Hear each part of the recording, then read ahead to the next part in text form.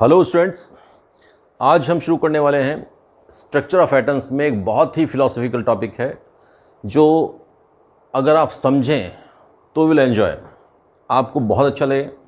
लेकिन नॉर्मली ये टॉपिक्स ना तो स्कूल्स में एक्सप्लेन किए जाते हैं ना कोचिंग सेंटर में एक्सप्लेन किए जाते हैं, but all these topics have been discussed in NCERT ने डिस्कस किया है। और एनसीईआरटी ने अगर आप उसको ढंग से समझें और एक्सप्लेन करें तो ये टॉपिक बहुत एलाबोरेट टॉपिक है और बहुत अच्छा टॉपिक है। अब यहाँ पर हम बात कर रहे हैं बेसिकली कि इससे पहले हमने लास्ट वीडियो में देखा था failure of Rutherford's atomic model, कि रदरफोर्ड्स एटॉमिक मॉडल में कुछ डिफेक्ट्स थे और वो डिफेक्ट क्या थे। हमने कहा था कि अगर न्यूक्लियस सेंटर पर है और इलेक्ट्रॉन उसके चारों तरफ घूमता है तो घूमते घूमते उसकी energy it will radiate out energy, उसमें से क्या निकलेगी, रेडिएशंस निकलेंगी और रेडिएशंस निकलने से एनर्जी उसकी कम होती जाएगी और ultimately electron will fall into the nucleus में गिर करके ये आपका एटम डिस्ट्रॉय हो जाएगा। तो रदरफोर्ड्स एटॉमिक मॉडल ये एक्सप्लेन नहीं कर पाता कि न्यूक्लियस के चारों तरफ इलेक्ट्रॉन फिक्स्ड शेल्स में कैसे घूमते रहते हैं, एक चीज़। दूसरी चीज़ वो एक्सप्लेन नहीं कर पाए कि जो रेडिएशंस निकल रही हैं, जो स्पेक्ट्रम है एटम का, वो एक्चुअली कंटिन्यूस होना चाहिए, जबकि एक्चुअल में जो हम देखते हैं प्रैक्टिकली तो डिसकंटिन्यूस होता है। ये क्यों होता है और किस लिए होता है, इनको एक्सप्लेनेशन आपका रदरफोर्ड के पास नहीं था। इन सारी प्रॉब्लम्स को दूर किया नेक्स्ट एटॉमिक मॉडल में नील बोर ने। तो उसके लिए आप पढ़ते हैं बोर्स एटॉमिक मॉडल। लेकिन बोर्स एटॉमिक मॉडल के लिए आपको पहले कुछ पर्टिकुलर टॉपिक्स का समझना ज़रूरी है, जो हम कह रहे हैं बहुत फिलोसफिकल टॉपिक हैं और ये बेस है बोर्स एटॉमिक मॉडल का।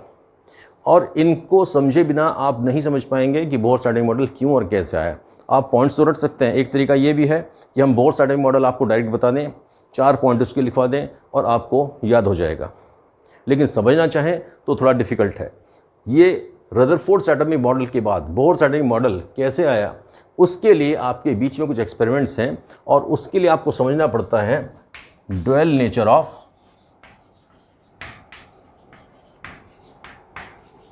रेडिएशंस। ये सारी चीज़ें कि रेडिएशन से रिलेटेड है। रदरफोर्ड के मॉडल में डिफेक्ट क्या है कि रेडिएशन निकलेंगी तो एनर्जी कम होगी, तो रेडिएशन का नेचर आपको पढ़ना ज़रूरी है।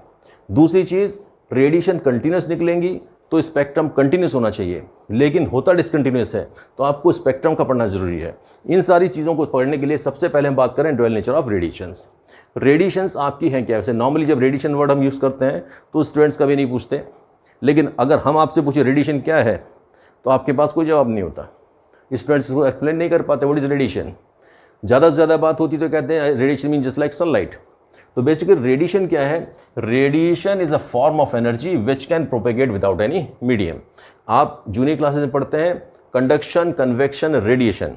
रेडिएशन क्या होती है कि सपोज आपका ये सन है और सन से सनलाइट निकलती है और ये आपका अर्थ है।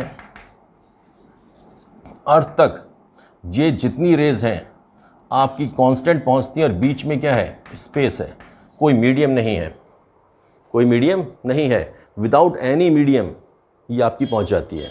तो ऐसी form of energy, the form of energy which can propagate without any medium is called radiation. इसको बोलते हैं आप रेडिएशन। अब रेडिएशन के रिगार्डिंग इसमें डिफरेंट टाइम पर डिफरेंट थ्योरीज दी गई। सबसे पहले at the time of Newton ये माना गया कि रेडिएशन जो हैं they are made up of particles. वो किस चीज़ की बनी हुई है? पार्टिकल्स की बनी हुई है। यानी जो सनलाइट आपकी सन से लेकर अर्थ तक आ रही है उसके बीच में आपका क्या है? ये रेडिएशन जो बनी हुई है किसकी बनी हुई है? पार्टिकल्स की बनी हुई है। और उन पार्टिकल्स के लिए वर्ड यूज़ किया था कॉर्पसल्स ऑफ लाइट।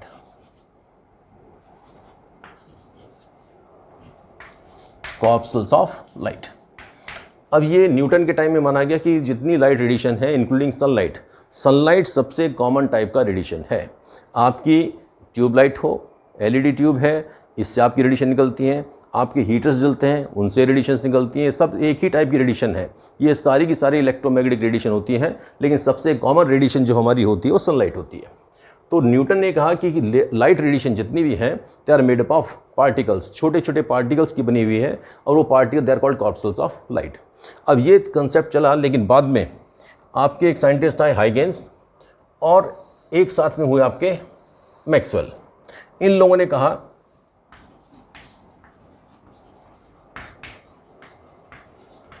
कि जो रेडिएशंस हैं they are made up of waves. ये आपका दिया,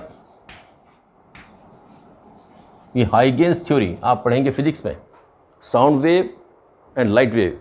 आपके यहाँ 2 यूनिट आती हैं, एक साउंड आती है, एक लाइट आती है। लाइट आपका 12th में है और साउंड आपका 11th में है। साउंड भी वेव होती है और आपकी लाइट भी वेव होती है।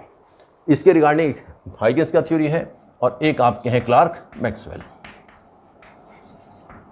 इन्होंने वेव नेचर दिया। इन्होंने कहा कि जो लाइट रेडिएशंस है they are basically made up of waves. अब वेव्स की कैसे बनी है, वेव होती क्या है, आपको पहले ये पता होना चाहिए। वेव बेसिकली आप क्या कहते हैं कि सपोज़ आप देखें, कभी आपने किसी पॉन्ड में, तालाब में एक पत्थर मार दें, तो पत्थर मारने पर आप देखते हैं उसके अंदर, वाटर के अंदर ऐसे वेव्स चलना शुरू हो जाती है। या आपने सुना होगा 9th क्लास में, 10th क्लास में कि the sound is also form of wave. आपने 2 तरह की पढ़ी होंगी, लॉन्गिट्यूडनल वेव और ट्रांसवर्स वेव।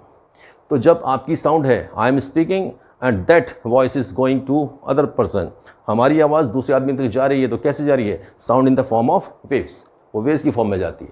तो वेव बेसिकली क्या होता है, wave is a to and fro motion about the mean position.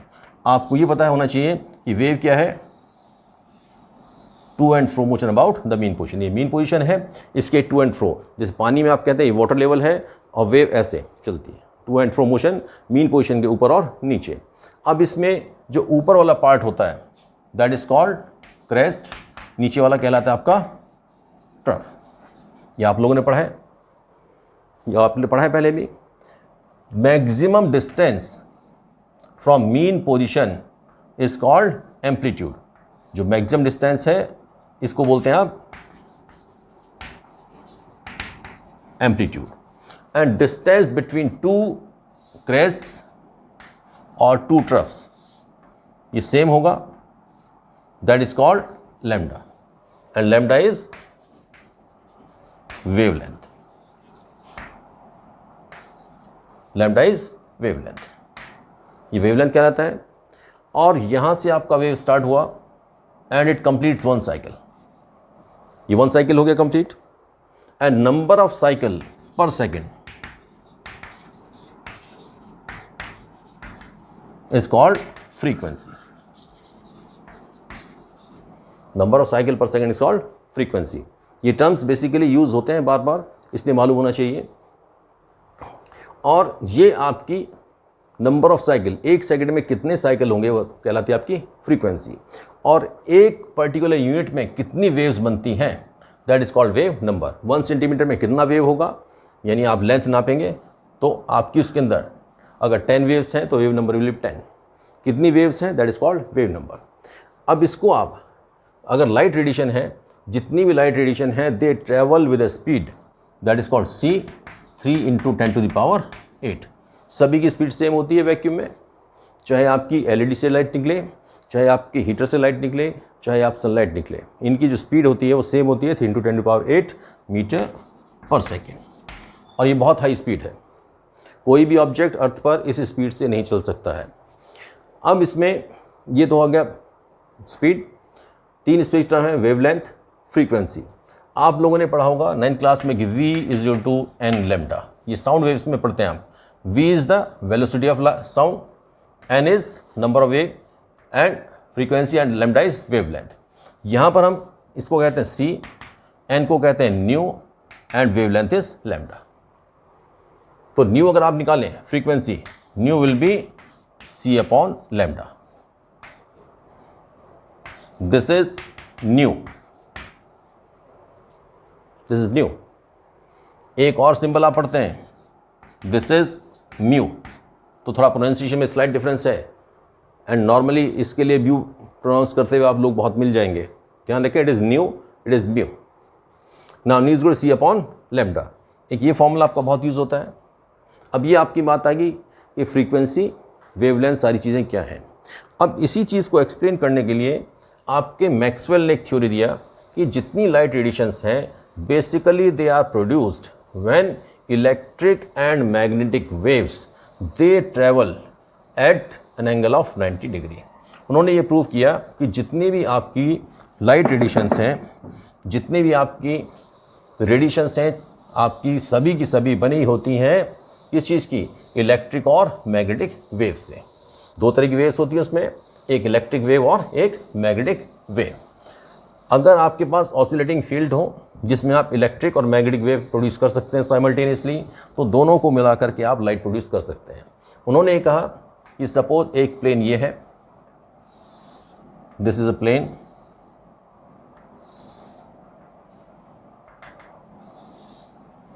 और एक इसके perpendicular,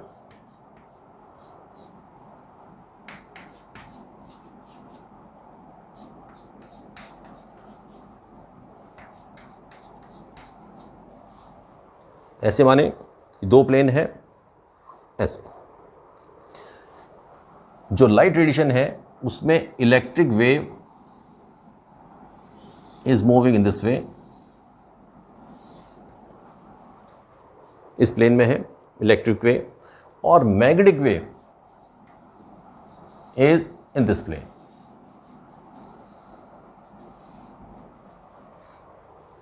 electric wave and magnetic wave this way, और इन दोनों का vector addition is basically seen in the form of light ray. तो आपकी एक इलेक्ट्रिक वेव है, एक आपकी मैग्नेटिक वेव, बी से प्रेजेंट किया हमने, and this is the light ray जो आपको दिखाई देती है, and this is basically direction of propagation.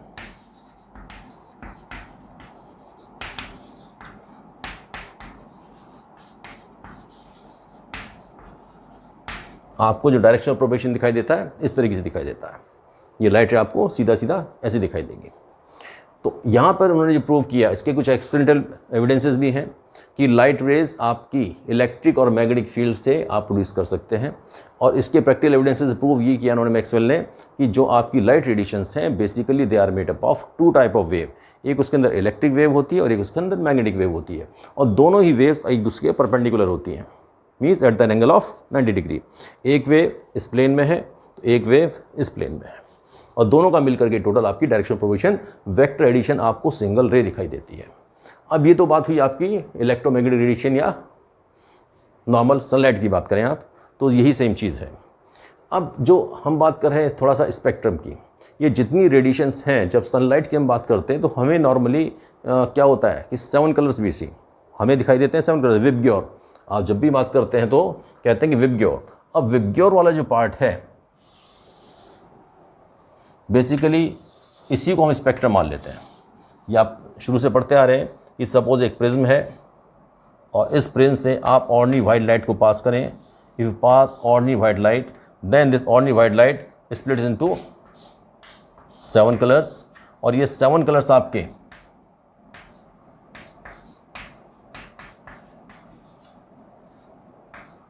VIBGYOR, violet, indigo, blue, green, yellow, orange, red, ये 7 कलर्स जो है आपके बने हुए होते हैं इसमें, और इन 7 कलर्स को ही हम स्पेक्ट्रम मान लेते हैं। तो एक्चुअली में क्या है कि ये 7 कलर्स ही स्पेक्ट्रम नहीं है। जो लाइट रेडिएशन है, चाहे आपकी सनलाइट भी आती हो, उसके अंदर भी अगर आपने सुना हो तो देखिए इंफ्रारेड और अल्ट्रा वायलेट तो आपने ज़रूर सुना होगा कि सनलाइट के अंदर अल्ट्रा वायलेट रेज होती हैं जिनको ओजोन की लेयर हमारी रोकती है। ये चीज़ आपको पढ़ाई जाती है। तो बेसिकली जितनी भी लाइट रेडिएशंस हैं वो सारी लाइट रेडिएशंस के अंदर ये जो विजिबल पार्ट है स्पेक्ट्रम का, ये बहुत छोटा सा पार्ट है, ये बहुत छोटा सा पार्ट है। इससे भी ज़्यादा और इससे भी कम वेवलेंथ की लाइट आपकी होती है। अगर आप पूरे स्पेक्ट्रम को देखेंगे, आप उनको अरेंज करें decreasing order of frequency and increasing order of wavelength, तो आप देखेंगे कि इसके अंदर डिफरेंट रीजन होते हैं, और डिफरेंट रीजन में डिफरेंट तरह की आपकी जो है वेव्स होती हैं। इसके अंदर जो विजिबल पार्ट है वो बहुत छोटा पार्ट होता है, और इसके अंदर आपकी गामा रेज हम पहले भी बता चुके हैं। देखिए अल्फा बीटा गामा रेज हमने बताया था आपको, रेडिएटिव सब्सटेंस से निकलती हैं gamma rays. Then X rays भी हम बता चुके हैं आपको। एक्स रेज आपकी प्रोड्यूस होती है कब? When cathode rays they strike with a metal of high melting point. Cathode rays, X rays. Then इसके बाद आता है आपका अल्ट्रावायलेट रेज।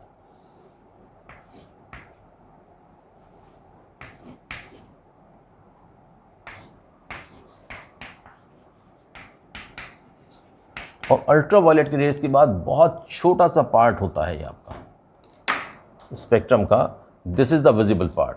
इसी विजिबल पार्ट को अगर आप एक्सपेंड करके देखेंगे तो इसमें आपको 7 कलर्स दिखाई देंगे, violet, indigo, blue, green, yellow, orange और रेड। ये सारे कलर्स एक साथ होते हैं एक छोटे से पार्ट में। और ये वाला जो पार्ट आपका है ये आपका 400 नैनोमीटर टू 750 नैनोमीटर, ये इसकी वेवलेंथ होती है। इस वेवलेंथ के बीच में होता है। तो अब इस वेवलेंथ से कम, इससे ज़्यादा, दोनों तरफ बहुत सारी वेव्स हैं। यहाँ पर आपका वॉयलेट के पहले अल्ट्रा वॉयलेट है, तो इधर रेड के बाद इंफ्रारेड है। IR हमने लिखा, दिस इज इंफ्रारेड। इंफ्रारेड भी आपने सुना होगा। इंफ्रारेड रेज जैसे आपने अक्सर थर्मल सेंसर्स के केस में पढ़ते हैं आप लोग। अभी आप डिस्कवरी चैनल देखें तो उसमें दिखाया जाता है कि नाइट विज़न के लिए उसमें इंफ्रारेड वेज यूज़ करते हैं। मतलब नाइट में जब आप चीज़ें विजिबल नहीं हैं देन थर्मल स्कैनिंग के लिए आप यूज़ कर जाता है इंफ्रारेड रेज। देन इंफ्रारेड के बाद आती हैं आपकी माइक्रोवेव्स।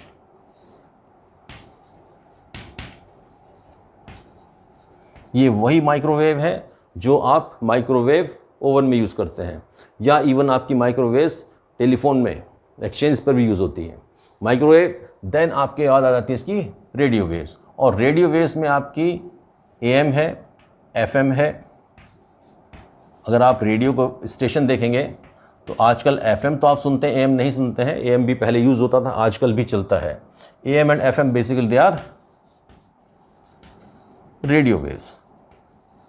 और रेडियो वेव्स के बाद फिर far long radio waves, different तरह की रेडियो वेव्स होती हैं। तो अगर आप स्पेक्ट्रम की बात करें कि लाइट रेडिएशंस या रेडिएशंस, बेसिकली ये बहुत कम वेवलेंथ से लेके बहुत ज़्यादा वेवलेंथ तक भी होती हैं। इसका बहुत छोटा सा पार्ट एक्चुअली है जो इसको हम स्पेक्ट्रम मान लेते हैं, जिसको हम स्टडी करते हैं, इसी को हम स्पेक्ट्रम कह के पढ़ लेते हैं। जो violet, indigo, blue, green, yellow, orange, red वाला 7 कलर्स का पार्ट है, इसी को हम स्पेक्ट्रम कहते हैं। बट एक्चुअली स्पेक्ट्रम में एक्सटेंड्स बियॉन्ड दिस विबग्योर। इसके पहले, इसके बाद में भी बहुत डिफरेंट तरह की वेव्स होती हैं, और ये आपने सुनी भी हैं। गामा रेज आपने रेडिएक्टिविटी में पढ़ा, एक्स रेज आपने पढ़ा जो आपके बोन्स के फ्रैक्चर को डिटेक्ट करने में काम आती हैं।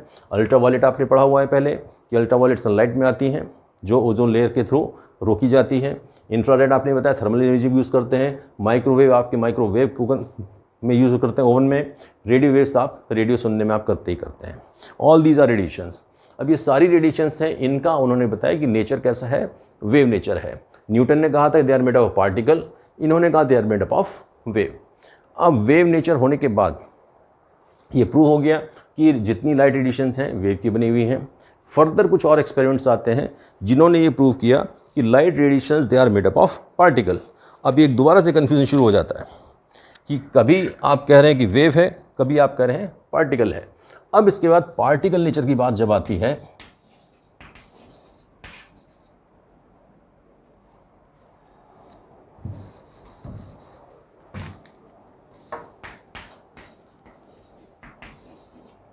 particle nature of radiations,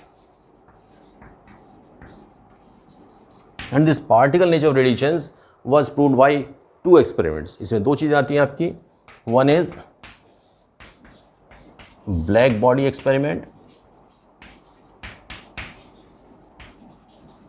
और ब्लैक बॉडी एक्सपेरिमेंट के ऊपर ही बेस है आपकी planks quantum theory.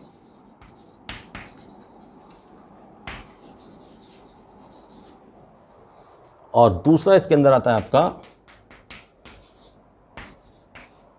Photo electric effect. ये 2 फिनोमेना आपके जिन्होंने फर्दर प्रूव किया कि light radiations are made up of particle. अब ये डिफरेंट टाइम पर डिफरेंट एक्सपेरिमेंट्स में डिफरेंट चीज़ें प्रूव हुई हैं। सबसे पहले न्यूटन के टाइम पे हमने रेडिएशंस को माना कि they are made up of particle. फिर हाइगेंस ने, हर्ट्ज ने, मैक्सवेल ने, इन साइंटिस्ट ने प्रूव किया कि they are made up of wave. और फर्दर फिर एक्सपेरिमेंट्स चलते रहे।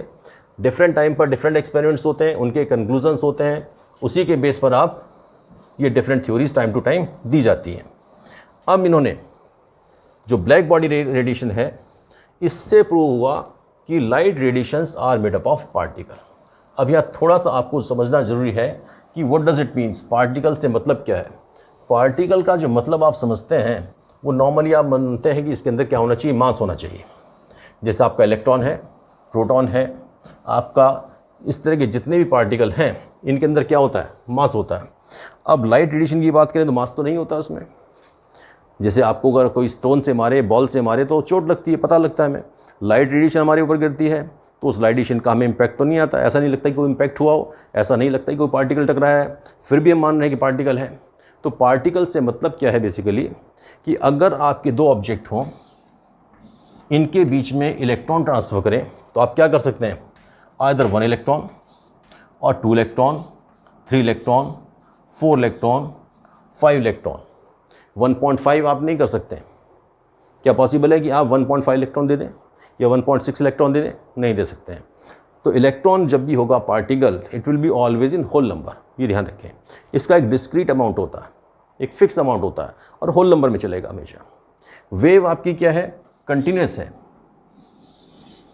Wave is always continuous. तो इसके अंदर 1.6, 1.7, 1.8 सारी वैल्यूज पॉसिबल हैं। ये कंटिन्यूस चीज़ है, पार्टिकल हमेशा डिसकंटिन्यूस होता है। तो अगर कोई चीज़ डिसकंटिन्यूस होगी इट मीन्स पार्टिकल नेचर है। पार्टिकल होना और पार्टिकल नेचर होने में थोड़ा सा डिफरेंस है। अब यहाँ इन्होंने जो ब्लैक बॉडी रेडिएशन है, ब्लैक बॉडी रेडिएशन क्या है, ब्लैक बॉडी क्या होता है, it is a perfect absorber and perfect emitter of light. किसी भी चीज़ के ऊपर जब लाइट गिरती है, रेडिएशन गिरती है, तो उसमें कुछ पार्ट एब्जॉर्ब हो जाता है, कुछ रिफ्लेक्ट हो जाता है, कुछ रिफ्रैक्ट हो जाता है। तो different phenomena at a time होती हैं, लेकिन कुछ पार्ट इसमें एब्जॉर्ब हो जाता है। अब इसके ऊपर सपोज आपका देखें, जैसे आप किचन में यूटेंसिल्स होते हैं, आपके खाना बनाते हैं, तो उसमें आपने नॉर्मली देखा होगा कि उनकी जो बॉटम है वो ब्लैक रखी जाती है। ब्लैक क्यों रखा जाता है? क्योंकि black colour absorbs maximum radiation and it emits maximum radiation. इसलिए यहाँ पर एक वर्ड यूज़ हुआ है, ब्लैक बॉडी रेडिएशन। तो ब्लैक बॉडी क्या होता है, it is a perfect absorber and perfect emitter of light. Otherwise जितनी बॉडीज़ होती हैं उसमें जब भी लाइट गिरेगी तो कुछ पार्ट एब्जॉर्ब होता है, कुछ रिफ्लेक्ट हो जाता है, कुछ रिफ्रैक्ट हो जाता है। बट ब्लैक बॉडी एक स्पेशल बॉडी है जिसके अंदर ऑलमोस्ट सारी रेडिएशंस एब्जॉर्ब हो जाती हैं। अब आइडियली कोई भी चीज़ आइडियल नहीं हुआ करती है। ब्लैक बॉडी बनाने के लिए क्या किया गया कि एक स्फेरिकल ऑब्जेक्ट लिया गया और इस स्फेरिकल ऑब्जेक्ट के अंदर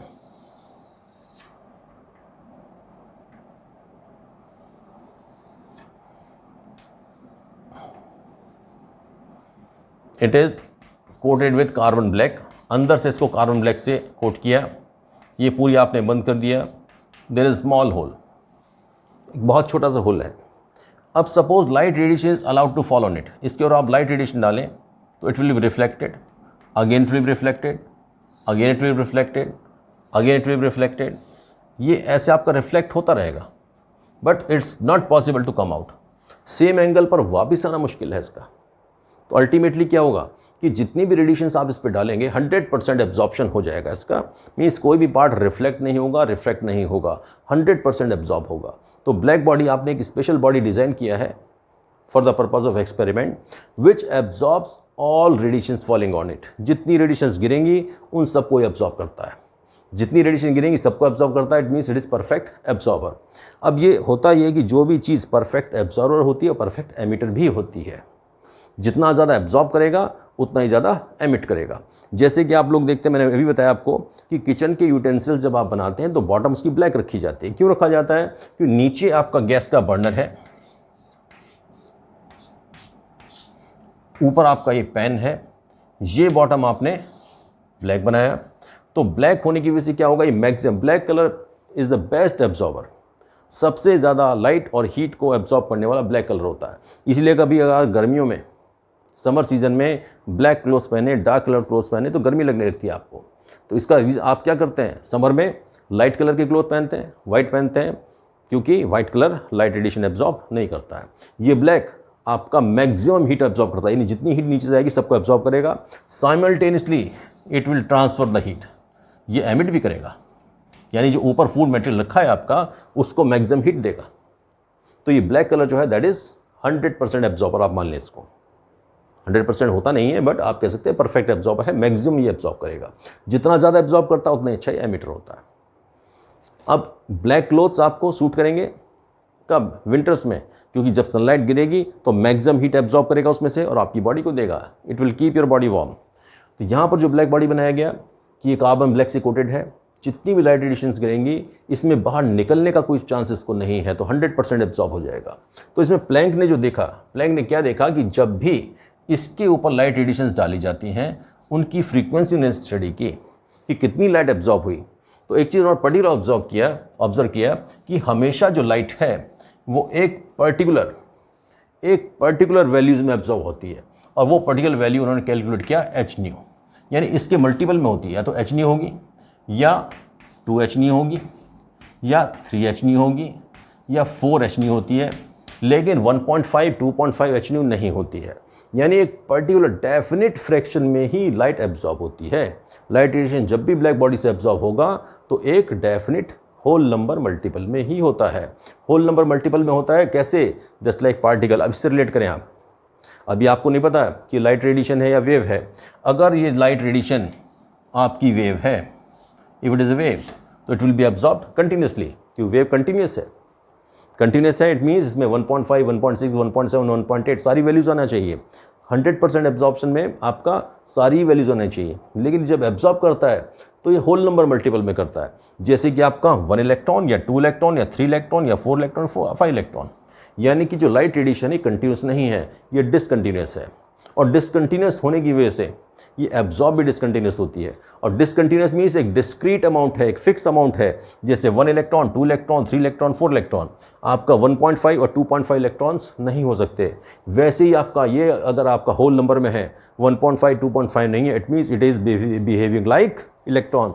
ये बिहेव कर रहा है किसकी तरह? इलेक्ट्रॉन की तरह। ये बिहेव कर रहा है किसकी तरह? पार्टिकल की तरह। इट मीन्स लाइट रेडिएशन में क्या है? पार्टिकल नेचर है, और ये पार्टिकल नेचर है। इसी को मैक्स प्लैंक ने जो दिया आपका planks quantum theory.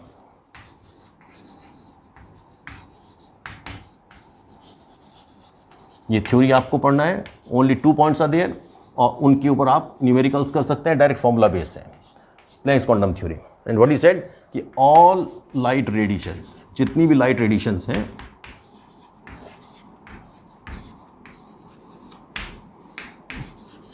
Are composed of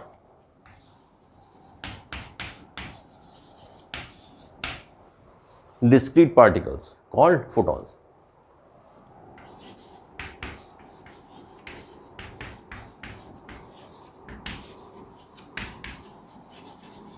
Called quantas. किसकी बनी है? क्वांटास की। क्वांटम सिंगुलर में है, सिंगुलर इसका क्वांटम हो, क्वांटास। और photons, photons in case of sunlight. अगर हम बात सनलाइट की करेंगे तो उसको हम सेम चीज़, क्वांटम को ही आप क्या कह देते हैं? फोटोन कह देते हैं। तो वहाँ पर quantas, quanta is plural and quantum is singular. ये थोड़ा ध्यान रखें आप, सिंगुलर प्लूरल का डिफरेंस है quantum and quanta.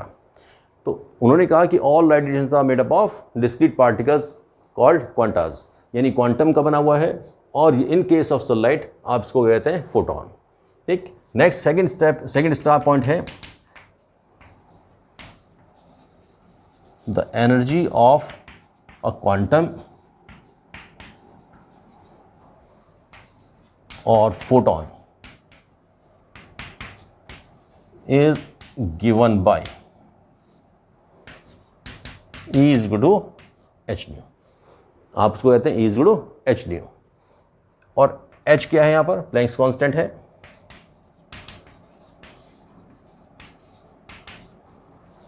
h is Planck's constant,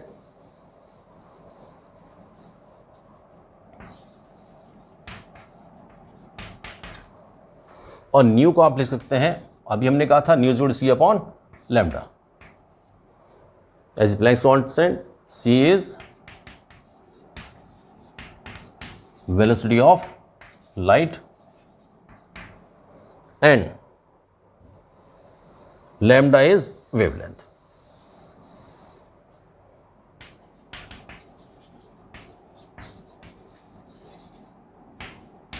Lambda is wavelength of light. अब ये प्लैंक्स क्वांटम थ्योरी जो आपका आता है, that is proving the particle nature of light radiation. इसने प्रूव किया क्या कि पार्टिकल है। अब देखिए कन्फ्यूजन्स हैं यहाँ पर।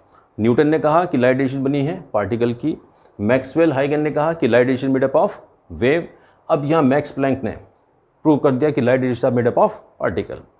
एक और एक्सपेरिमेंट आता है आपका फोटो इलेक्ट्रिक इफेक्ट।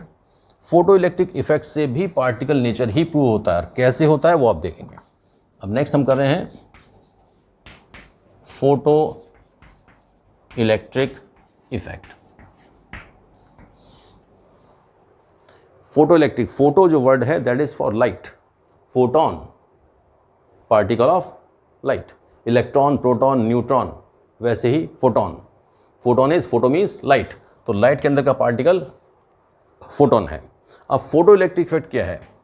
ये इफेक्ट आपका रेस्पॉन्सिबल है आपका जो सोलर सेल आप आजकल पढ़ते हैं, सोलर सेल्स बहुत कॉमन यूज़ में है, इसकी स्टार्टिंग यहीं से आपकी आती है फोटो इलेक्ट्रिक इफेक्ट से। आपके कुछ सर्टेन मेटल्स होते हैं जो बहुत इजीली इलेक्ट्रॉन डोनेट करते हैं, जैसे आपने कहा लिथियम, सोडियम, पोटेशियम, ये सभी आपके बहुत इजीली आपके लाइट रेडिएशन दे देते हैं। तो फोटो इलेक्ट्रिक इफेक्ट क्या है कि photo electric effect is the phenomenon of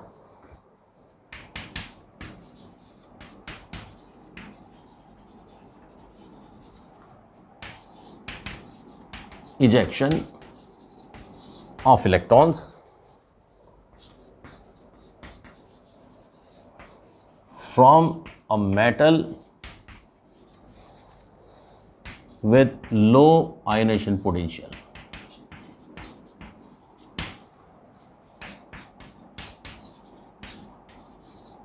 When it is exposed to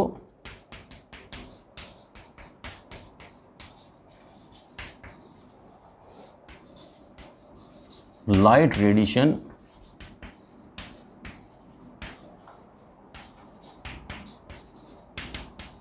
of suitable frequency। अब डेफिनेशन रट के आप काम चला सकते हैं, but each and every word should be clear. Clear क्या होना चाहिए? इट वॉज ऑब्जर्व कि when certain metals which have low ionisation potential, ऐसे मेटल जिनका आयोनाइजेशन पोटेंशियल या ionisation energy, not only potential, you can use word energy also, that is same thing, जिनका ionisation potential कम होता है, ऐसे metals में अगर आप लाइट रेडिएशन डालें ऑफ सूटेबल फ्रीक्वेंसी, यानी एक पर्टिकुलर फ्रीक्वेंसी होना चाहिए मिनिमम अमाउंट, उससे कम पर नहीं होगा, उस सूटेबल फ्रीक्वेंसी की लाइट डालने पर आपका उसमें से इलेक्ट्रॉन्स निकलते हैं, और इलेक्ट्रॉन्स का निकलना ही आपका फोटो इलेक्ट्रिक इफेक्ट है। अब थोड़ा सा आप समझें, आप ऐसे पढ़ते हैं in class 10th also, periodic table में भी आपको पढ़ाया जाता है, एटॉमिक स्ट्रक्चर आप 9th में पढ़ते हैं कि न्यूक्लियस है सेंटर पर, इलेक्ट्रॉन्स हैं, when light falls on these electrons they jump to higher shell. Nucleus पर चार्ज है आपका पॉजिटिव, इलेक्ट्रॉन्स पर चार्ज है नेगेटिव, तो these negatively charged electrons they feel force attraction of nucleus, ये टाइटली बाउंड होते हैं किसके साथ? न्यूक्लियस के साथ। तो जब इलेक्ट्रॉन अगर आप निकालना चाहें तो इलेक्ट्रॉन निकालने के लिए आपको एनर्जी देनी पड़ती है, आपको इतनी एनर्जी देनी पड़ती है जिससे कि force of attraction cut off हो जाए। देखिए कट ऑफ कौन सा फोर्स अट्रैक्शन होना है? There is a force of attraction, strong force attraction between nucleus and electron, nucleus positive, electron negative, opposite charges attract each other, इनके बीच बहुत स्ट्रॉन्ग फोर्स अट्रैक्शन होता है जिसको बोलते हैं इस इलेक्ट्रोस्टैटिक फोर्स ऑफ अट्रैक्शन। ये इलेक्ट्रोस्टैटिक फोर्स ऑफ अट्रैक्शन जब तक है इलेक्ट्रॉन बाहर नहीं निकलेगा। आप लोग पढ़ते हैं कि Na donates one electron and becomes Na positive, ये ऐसे ही नहीं हो जाता है, ऐसे ही नहीं हो जाता अपने आप। जब रिएक्शन होती है उसमें जो आप हीट सप्लाई करते हैं, उस रिएक्शन के अंदर हीट एक्सचेंजेस होते हैं, उसकी वजह से इलेक्ट्रॉन निकलता है। तो यहाँ पर इस इलेक्ट्रॉन को निकालने के लिए आपको मिनिमम इतना एनर्जी देना पड़ेगा जिससे कि ये फोर्स अट्रैक्शन कट ऑफ हो जाए और इलेक्ट्रॉन बाहर निकल जाए। अब जब भी आप एनर्जी देंगे तो देखिए जो न्यूक्लियस के पास इलेक्ट्रॉन है इस पर फोर्स अट्रैक्शन ज़्यादा होगा, डिस्टेंस बढ़ गया, फोर्स अट्रैक्शन कम हो जाएगा, डिस्टेंस और बढ़ेगा, फोर्स अट्रैक्शन और कम हो जाएगा। तो सबसे कम फोर्स अट्रैक्शन किस पर होगा? Last electron. लास्ट इलेक्ट्रॉन वाले पर सबसे कम फोर्स होगा, तो ये इलेक्ट्रॉन सबसे जल्दी निकलेगा। जैसे आप एनर्जी देंगे इलेक्ट्रॉन निकल जाएगा। तो आपको जो एनर्जी देना है केवल इतना देना है जिससे इलेक्ट्रॉन बाहर निकल जाए, यानी जो इस फोर्स अट्रैक्शन को काट दे। यही जो एनर्जी होती है that is called ionisation potential और that is called ionisation energy. I ionisation energy, ionisation potential. तो मिनिमम एनर्जी जिससे इलेक्ट्रॉन निकल जाए। अब ये चीज़ जो आपका डिफरेंट मेटल्स के डिफरेंट केसेस होते हैं। कुछ मेटल्स में इलेक्ट्रॉन आराम से निकल जाते हैं, कुछ में बहुत मुश्किल से निकलते हैं। तो जिनका आराम से निकल जाए उनका आयनेशन पोटेंशियल लो होता है। Electron from metal with low ionisation potential, low word is missing. ऐसे मेटल लेते हैं जिनका आयनेशन पोटेंशियल लो होता है। तो यही चीज़ आपका है कि when a metal with low ionisation potential is exposed to slight radiation of suitable frequency then electrons are ejected from it. This effect is called photoelectric effect and the electrons thus ejected are called photoelectrons. आप ऐसे भी लिख सकते हैं when metals with low ionization potential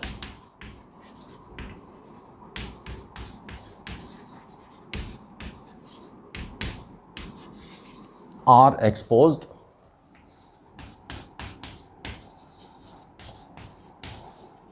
to light radiation of suitable frequency,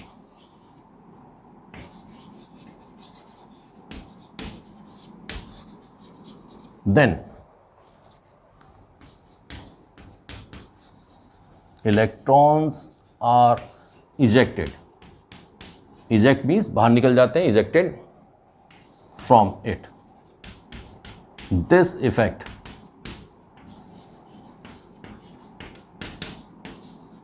is called photoelectric effect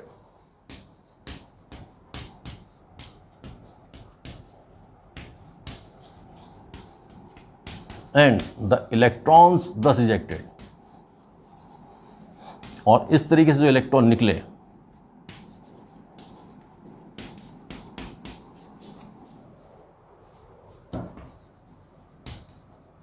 are called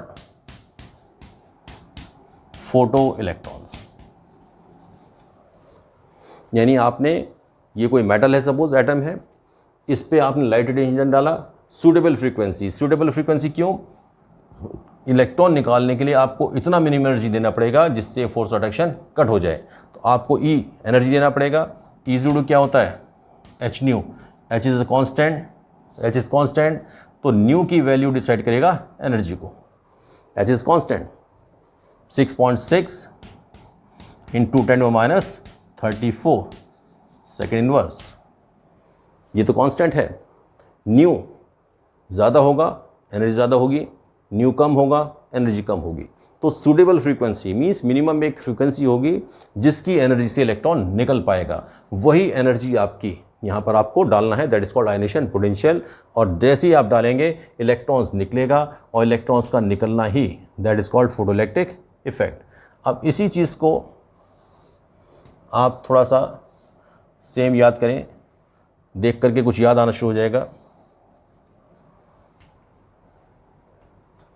it is your discharge tube, बिल्कुल same चीज़ है। वही आपका कैथोड है, वही आपका एनोड है। अब इसमें अगर आप सपोज लो वोल्टेज रखें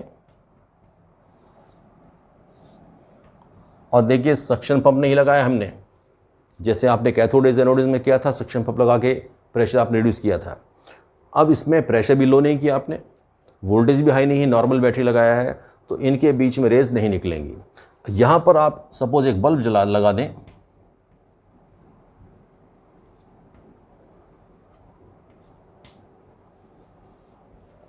तो bulb will not glow, bulb जलेगा नहीं। क्यों नहीं जलेगा? Because between cathode and anode there is no connectivity. इनके बीच में कहीं कोई कनेक्टिविटी नहीं है, यहाँ से यहाँ तक करंट नहीं जा सकता है। क्यों नहीं जा सकता है? क्योंकि ना तो प्रेशर आपने लो किया, ना ही आपने वो हाई वोल्टेज लगाया। अगर आप इसमें हाई वोल्टेज लगा दें प्रेशर रिड्यूस कर दें तो यहाँ से कैथोड रेज निकलना शुरू हो जाएंगी। तो कैथोड रेज की वजह से सर्किट पूरा होगा। अभी सर्किट कंप्लीट नहीं है, लेकिन अगर आप ऐसा करें, this is cathode with low ionisation potential. आपने ऐसा मेटल यूज़ किया जिसका आयनाइजेशन पोटेंशियल लो हो। पीरियोडिक टेबल में सबसे कम होता है आपका सीजियम का। फर्स्ट ग्रुप है आपका, फर्स्ट ग्रुप में hydrogen, lithium, sodium, potassium, rubidium, caesium and francium. Periodic table में जब आप आगे चलते हैं आयनाइजेशन पोटेंशियल बढ़ता है, नीचे चलने पर घटता है। सबसे कम हम मान रहे हैं सीजियम का, इससे भी कम फ्रेंशियम होना चाहिए, लेकिन फ्रेंशियम इसलिए नहीं लिख रहे हैं, फ्रेंशियम इज रेडियो एक्टिव। तो फ्रेंशियम रेडियो एक्टिव है इसलिए यूज़ नहीं किया जाता है। हम जो यूज़ करते हैं वो यूज़ करते हैं आपका सीजियम।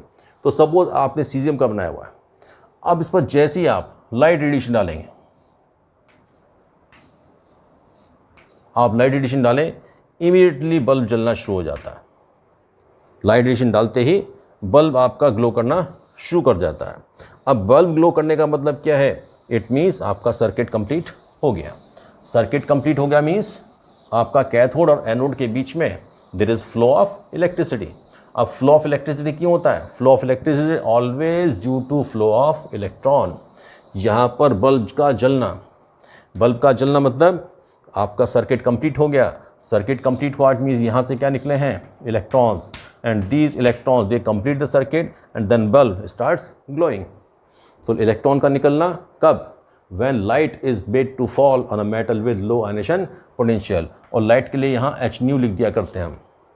HNu मीन्स सनलाइट, या और भी कोई लाइट रेडिएशन हो सकता है आपका, but normally sunlight he use किया जाता है क्योंकि सनलाइट आपका सबसे फ्री सोर्स है, इजीली अवेलेबल और फ्री सोर्स है, आपको कहीं से लाने की ज़रूरत नहीं है। अब इसमें क्या हुआ देखिए, इलेक्ट्रॉन्स का मूवमेंट हुआ, इट मीन्स इलेक्ट्रिसिटी का मूवमेंट हुआ, मीन्स इलेक्ट्रिसिटी प्रोड्यूस हो गई। ये सेम चीज़, ये फिनोमेना आप यूज़ कर सकते हैं किस में? आपके सोलर सेल्स में। अब इससे कैसे प्रूव हुआ कि light radiation are made of particle? उसको प्रूव करने के लिए इसकी कुछ कैरेक्टरिस्टिक्स पढ़ते हैं हम। फर्स्ट कैरेक्टरिस्टिक कहता है कि there is no time lag between the incident of light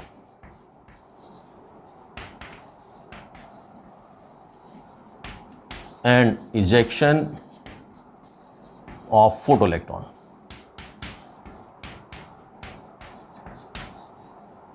time lag means gap, बीच में लैग का मतलब है LEG नहीं LAG है। There is no time lag between the incident of light and ejection of photo electron. यानी light के गिरने में और इलेक्ट्रॉन के निकलने में कोई टाइम का गैप नहीं होता है। Means as and when you made the light to fall, जैसी लाइट गिरती है इमीडिएट बल्ब जल जाता है। अब इमीडिएट बल्ब तभी चलेगा जब यहाँ पर ये लाइट रेडिएशन किसकी बनी हो? पार्टिकल की। देखिए इलेक्ट्रॉन निकल रहा है, यहाँ से इलेक्ट्रॉन निकला, एक पार्टिकल है इलेक्ट्रॉन। पार्टिकल को निकालने के लिए आप दूसरा पार्टिकल टकराएंगे तभी तो निकलेगा। आप कैरम खेलते हैं, स्ट्राइकर से मारते हैं तभी तो हिलता है आपका गोटी। यहाँ पर इलेक्ट्रॉन निकला, पार्टिकल है, और इमीडिएटली निकला, एकदम से निकल गया। एकदम से निकला इसका मतलब कोई पार्टिकल यहाँ टकराया था, उस पार्टिकल ने इस पार्टिकल को डिस्प्लेस किया। अगर ये लाइट रेडिएशन होती आपकी वेव, अगर ये वेव होती तो वेव पहले एब्जॉर्ब होता, वेव एब्जॉर्ब होने के बाद उसकी एनर्जी इंक्रीज़ होती, एनर्जी इंक्रीज़ होने के बाद फिर इलेक्ट्रॉन निकलता। यानी कि सपोज़ आप कहें कि ये एटम है, आप इसको अगर सपोज़ गर्म करें, जैसे पानी आप गर्म करते हैं तो गर्म करने पर धीरे धीरे हीट बढ़ती है और तब वाटर की वेपर्स बनना शुरू होती है।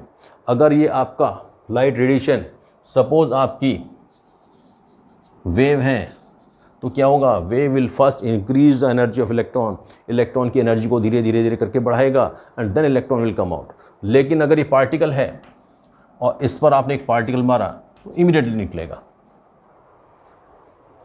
इससे प्रूव होता है क्या? कि light radiation made up of particle. Light radiation किसका बना हुआ है? पार्टिकल का बना हुआ है। अब सेकंड हम कहते हैं a certain minimum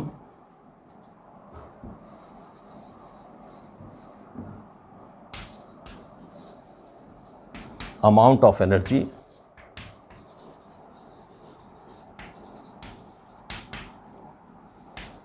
must be associated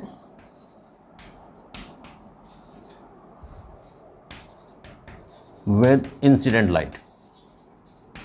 incident light means जो आप लाइट आपने डाली है, to cause the ejection of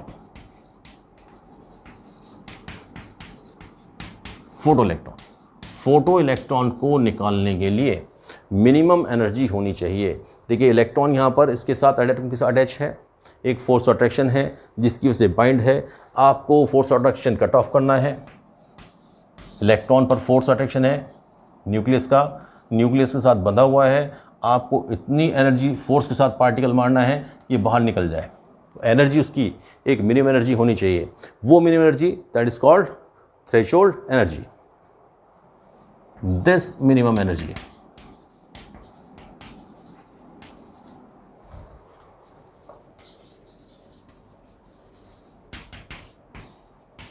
is called threshold energy. इसको आप कहते हैं थ्रेशोल्ड एनर्जी. और फिजिक्स में इसी वर्ड को आप कह देते हैं वर्क फंक्शन. ये टॉपिक्स आपके इसलिए भी इंपॉर्टेंट हो जाते हैं, जो एक्सप्लेनेशन हमने थोड़ा सा एक्स्ट्रा दिए हैं. हालांकि और भी डिटेल लिया जा सकता है इसको, but that will be too much, बहुत ज़्यादा हो जाएगा. ये एक्सप्लेनेशन फिर भी हमने इसलिए लिए कि आपको एक तो चीज़ समझ में आए, दूसरी चीज़ ये सभी आपको it is going to help you in class 12th physics. 12th physics में जब आप पढ़ेंगे एटॉमिक फिजिक्स, ये सारे ही टॉपिक्स वहाँ पर आने वाले हैं और वहाँ पर आप समझ पाएंगे अगर आपने हमारा केमिस्ट्री समझ लिया हो. अब ये आपका हम कह रहे हैं कि इलेक्ट्रॉन को निकालने के लिए लाइट रेडिएशन के साथ एक मिनिमम एनर्जी होनी चाहिए. वो जो मिनिमम एनर्जी एसोसिएट होना चाहिए that is called threshold energy या वर्क फंक्शन. अब जब एनर्जी उसकी मिनिमम है, एक पर्टिकुलर अमाउंट है, E इक्वल टू क्या होता है h nu. E equal to h nu and hence जो फ्रीक्वेंसी उसके साथ अटैच होगी and the frequency of this light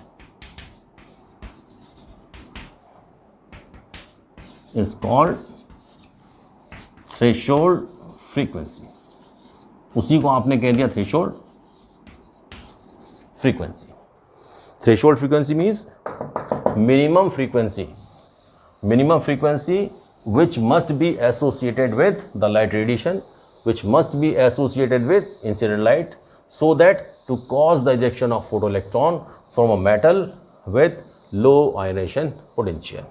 यानी मेटल से, लो आयनेशन पोटेंशियल वाले मेटल से इलेक्ट्रॉन निकालने के लिए लाइट रेडिएशन के साथ जो फ्रीक्वेंसी मिनिमम होनी चाहिए उसी को आप बोल देते हैं थ्रेशोल्ड फ्रीक्वेंसी. ठीक है, it's called threshold frequency. That is threshold frequency is the minimum frequency. Minimum frequency which must be associated with incident light. यानी इंसिडेंट लाइट के साथ मिनिमम कितना फ्रीक्वेंसी एसोसिएट होना चाहिए with incident light, so that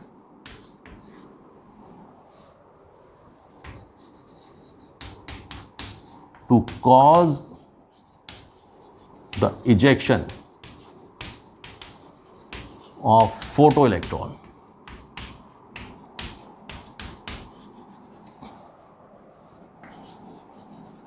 from a metal with low ionization potential or ionization energy.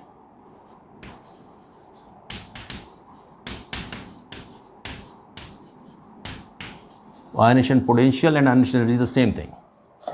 आप energy की form में कहें आयनेशन एनर्जी, और अगर उसको इलेक्ट्रिसिटी से दिया है तो आयनेशन पोटेंशियल, एक ही बात है.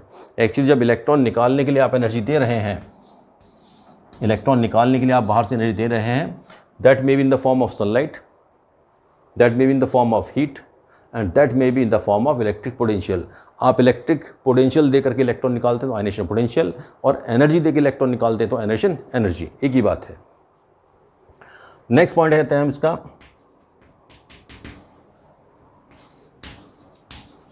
The number of photo electrons ejected, कितने फोटो इलेक्ट्रॉन इजेक्ट होंगे, इज डायरेक्टली प्रोपोर्शनल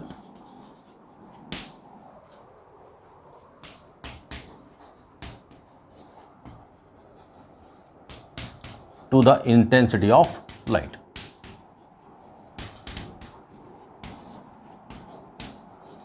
लाइट की इंटेंसिटी लाइट में होगा, यानी जितनी इंटेंस लाइट डालेंगे उतने ही फोटो इलेक्ट्रॉन्स ज़्यादा निकलते हैं।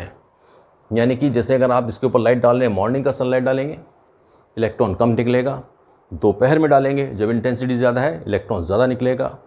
ये इसका डिफरेंस है। इंटेंसिटी मतलब लाइट कितनी इंटेंस है।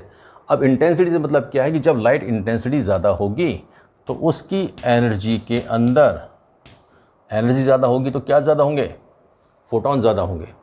जितने ज़्यादा पार्टिकल आपके टकराएंगे उतने ज़्यादा इलेक्ट्रॉन निकलेंगे। यहाँ से भी पार्टिकल नेचर आता है, क्योंकि नंबर ऑफ इलेक्ट्रॉन, जितने ज़्यादा इलेक्ट्रॉन कब निकलेंगे, जब ज़्यादा पार्टिकल टकराएंगे।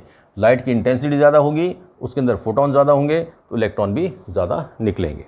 और लास्ट इसका पॉइंट हम कहते हैं the kinetic energy of photo electron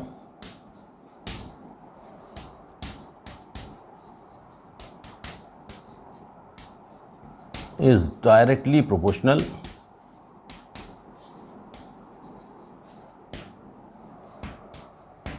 to the frequency of incident light। यानी जो लाइट आपने डाली उसकी फ्रीक्वेंसी जितना ज़्यादा होगी उतना ही फोटो इलेक्ट्रॉन की काइनेटिक एनर्जी ज़्यादा होगी। देखिए, आपने एनर्जी डाला, लाइट डाला, इलेक्ट्रॉन निकला। इलेक्ट्रॉन निकलने पर इस इलेक्ट्रॉन की क्योंकि मूवमेंट है, इलेक्ट्रॉन में पार्टिकल है, मास है, m और v वेलोसिटी है, तो half mv² means kinetic energy है। अब हम कहें कि सपोज आपने लाइट डाला h न्यू, और h न्यू डाल करके अगर ये एनर्जी आपकी थ्रेशोल्ड एनर्जी के बराबर है, यानी इलेक्ट्रॉन निकालने के लिए जो मिनिमम एनर्जी होती है, थ्रेशोल्ड एनर्जी होती है, उसको हमने कहा कि h new not, minimum frequency होनी चाहिए जिससे कि लाइट निकले, जिसको हमने कहा threshold frequency. Minimum threshold frequency और h मल्टीप्लाई किया तो थ्रेशोल्ड एनर्जी, इसी को हमने कहा वर्क फंक्शन। ये दोनों अगर बराबर हैं तो इलेक्ट्रॉन निकलेगा, नहीं तो नहीं निकलेगा। अगर h न्यू कम है इलेक्ट्रॉन नहीं निकलेगा। यानी आपने जो लाइट डाली उसकी एनर्जी आयनेशन पोटेंशियल से कम है, इलेक्ट्रॉन नहीं निकलेगा। तो अगर ये बराबर है तो इलेक्ट्रॉन निकलेगा। और h न्यू अगर ज़्यादा हो, यानी आपने एनर्जी ज़्यादा दी और रिक्वायरमेंट कम की थी, तो extra energy will become the kinetic energy of electron. इसको आप ऐसे भी कह सकते हैं कि h nu is equal to ionisation potential. Minimum energy जिससे इलेक्ट्रॉन निकलता है वही आयनेशन पोटेंशियल है, वही आयनेशन एनर्जी है, plus kinetic energy is half mv²। Kinetic को आप कह सकते हैं इसे, और यू कैन से कि h nu is equal to phi. ये वर्ड यूज़ करते हैं, ये लेटर यूज़ करते हैं आप फिजिक्स में, phi work function. Phi is work function plus half mv²। Phi is work function. तो somewhere in numerical they use this word work function. और वर्क फंक्शन यूज़ करते हैं, फिर केमिस्ट्री में बच्चों को थोड़ा प्रॉब्लम आती है, न्यूमेरिकल सॉल्व नहीं करते हैं। न्यूमेरिकल जितने हैं आपके डायरेक्ट फार्मूला बेस हैं, यही एक एग्जैक्ट फार्मूला आपको यूज़ करना है। इसमें इज गुड एच न्यू इसमें आ रहा है, ये इज गुड एच न्यू है, एनर्जी ऑफ फोटोन है। आपने लाइट डाली, ये जो आपने लाइट डाली इसकी लाइट की एनर्जी इलेक्ट्रॉन निकालने के लिए एनर्जी जो आपको चाहिए उसके बराबर है, इलेक्ट्रॉन निकलेगा, नहीं तो नहीं निकलेगा। अगर एनर्जी डाली भी ज़्यादा है, आपने ज़्यादा एनर्जी दे दिया तो इलेक्ट्रॉन निकल के हाई स्पीड से आगे चलेगा। आपने स्पीड बढ़ा दी, कितनी काइनेटिक एनर्जी बढ़ गई। ठीक है, तो आप इसमें कई बार काइनेटिक एनर्जी आपको निकालना पड़ता है। Sometime you have to calculate ionisation potential, sometime to calculate velocity. ये आप कुछ भी आपसे कैलकुलेट कराया जा सकता है इसके फोटोइलेक्ट्रिक इफेक्ट के बेस पर। डिफरेंट तरह के न्यूमेरिकल्स इसमें हैं, छोटे छोटे हैं, फॉर्मूला बेस्ड न्यूमेरिकल है, केवल आपको इन टेक्निकल टर्म्स का ध्यान रखना है। अब इस वीडियो में हम फिलहाल यहीं पर इसको रोक रहे हैं। अभी इसके बाद आपको पढ़ना है स्पेक्ट्रम, और स्पेक्ट्रम पढ़ने के बाद then you will be able to understand the Bohr's atomic model. Bohr's atomic model में सारी ही चीज़ें यूज़ की गई हैं, जैसे एनर्जी का क्वांटाइज फॉर्म, एनर्जी हमेशा क्या होगा, hν, 2hν, 3hν, 4hν, तो यह मल्टीपल में होगा, ये आप कंसेप्ट ध्यान रखें, ये बोर्स एटॉमिक मॉडल में यूज़ होगा। ये पार्टिकल नेचर, ये बोर्स एटॉमिक मॉडल में यूज़ होगा। अब ये सारी चीज़ें रिवाइज़ करें, रिवाइज करने के बाद नेक्स्ट टॉपिक आपको थोड़ा समझना इजी होगा, और इन टॉपिक्स को समझने के बाद आप फंडामेंटल बेसिक्स समझ पाएंगे बोर्स एटॉमिक मॉडल का। Otherwise bourse atomic model 4 points में डायरेक्ट डिक्टेट करके भी ख़त्म किया जा सकता है, और आप लोग कंफर्टेबल होंगे, आपको अच्छा लगेगा, बहुत अच्छा पढ़ा दिया गया है। लेकिन इनको पढ़ना ज़रूरी है, थोड़ा बोरिंग हो जाता है, बट समझें तो ये सारी चीज़ें बहुत हेल्प करती हैं आपको फ्यूचर में। ये बेस है सारा आपका 12th फिजिक्स का, और even further in future also अगर आप फ्यूचर में कहीं फिजिक्स को, इंजीनियरिंग को, किसी भी ब्रांच को आप अच्छे से पढ़ना चाहें तो बेसिक समझना ज़रूरी है। आप इसको समझें, और अगर ये चीज़ आपको समझ में आई हो, क्योंकि ये नॉर्मली डिस्कशंस में नहीं आती हैं, चैप्टर्स में, स्कूल्स में, कोचिंग्स में इनका डिस्कशन नहीं होता है। हम भी छोड़ सकते थे, but I try to explain so that you can understand in better way, and it's the matter of your future. आपके फ्यूचर की बात है, इसलिए थोड़ा लंबा वीडियो हो गया है, बट आप इसको समझने की कोशिश करें and take the advantage. Thank you, God bless you.